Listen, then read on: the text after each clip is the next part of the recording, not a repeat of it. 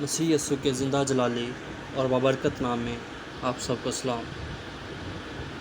ہم خدا کا شکر کرتے ہیں کہ خدا نے ہمیں مسیحی گھرانوں میں، مسیحی خاندان میں جو ہے پیدا کیا، اور خدا نے اپنا فضل ہم پر کیا اور ہمیں کلام کا شعور، کلام کی پہچان اور کلام کے الفاظ مہیا کیے جس سے ہم اس کی شکر گزاری بیان کر سکیں۔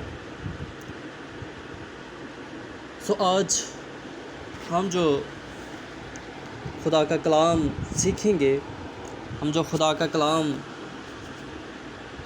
پڑھیں گے، جس میں سے ہم سیکھنے کی کوشش کریں گے، وہ ہے خدا کا کلام یا بائبل مقدس۔ اور بائبل مقدس اور اس کے اثرات اور کن زبانوں میں لکھا گیا، کتنی زبانوں میں لکھا گیا، کس کس دور میں لکھا گیا، یہ ساری چیزیں جو ہے آج ہم خدا کے زندہ کلام میں سے دیکھیں گے۔ سب سے پہلے ہم خدا کے کلام کی جو ہے وہ خاصیت، وہ جو اس کی قدرت ہے، جو اس کا اثر ہے، اس کے بارے میں ہم دیکھتے ہیں۔ کلام خدا، بائبل مقدس خدا کی خاص کتاب ہے۔ یہ دنیا کی تمام کتب سے منفرد، الگ اور سب سے زیادہ جو ہے یہ بکنے والی کتاب ہے۔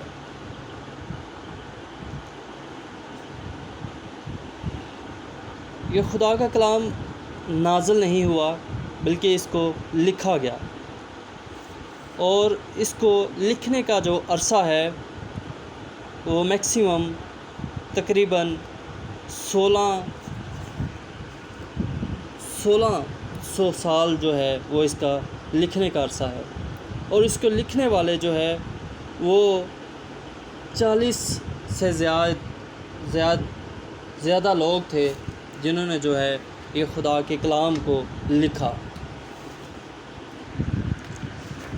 اور اس کے نسخے جو ہے لگ بھگ 4000 سال جو ہے وہ پرانے ہیں۔ بائبل مقدس جو ہے وہ دنیا کی قدیم ترین کتاب ہے۔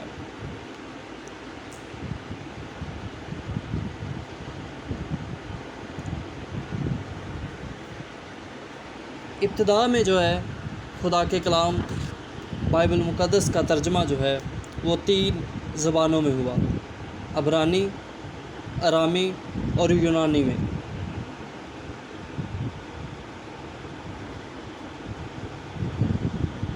پھر اس کے ساتھ ساتھ جب اس کی ضرورت بڑھتی گئی، جب زبانوں کا جو ہے وہ بدلاؤ آتا رہا، جب زبانیں بڑھتی گئی، تو خدا کے کلام کی جو متراجم ہے، جو ترجمے ہیں، ان کو بھی جو ہے وہ بڑھایا گیا، اور مختلف زبانوں میں جو ہے اس کا ترجمہ ہوتا رہا۔ خدا کے کلام میں 66 کتابیں ہیں۔ اس کے 2 حصے ہیں۔ بائبل کو 2 حصوں میں جو ہے وہ تقسیم کیا گیا ہے: عہد عتیق اور عہد جدید۔ عہد عتیق جو ہے وہ پرانے عہد نامے کو کہتے ہیں، اور عہد جدید جو ہے وہ نئے عہد نامے کو کہتے ہیں۔ عہد عتیق میں خدا کے ان کاموں کا ذکر کیا گیا ہے جو وہ یسوع مسیح کے آنے سے پہلے اپنے لوگوں کے لیے کرتا تھا۔ عہد جدید میں ہم یسوع مسیح کی پیدائش، اس کے حالات زندگی، اس کا بیماروں کے لیے شفا اور گناہ گاروں کے لیے معافی کی عظیم خدمت، اس کی صلیبی موت، مردوں میں سے جی اٹھنے کے بارے میں بتایا گیا ہے۔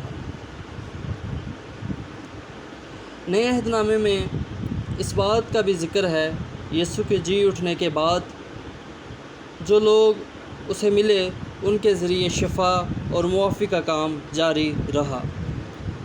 یسوع مسیح کے شاگردوں کے ذریعے بڑے بڑے معجزات ہوتے تھے، کیونکہ اس نے ان سے ایسا ہی کہا تھا، میں تم سے سچ کہتا ہوں، جو مجھ پر ایمان رکھتا ہے یہ کام جو میں کرتا ہوں وہ بھی کرے گا، بلکہ ان سے بھی بڑے کام کرے گا۔ اور یوحنا کی انجیل 14 باب اور اس کی 12ویں آیت میں یہ لکھا ہے۔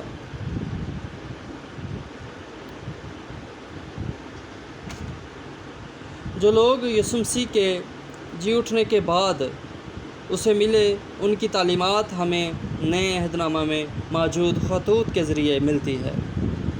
عہد جدید کا نصف حصہ انہی خطوط پر مشتمل ہے، جو کہ یسوع کے جی اٹھنے کے 50 سال کے اندر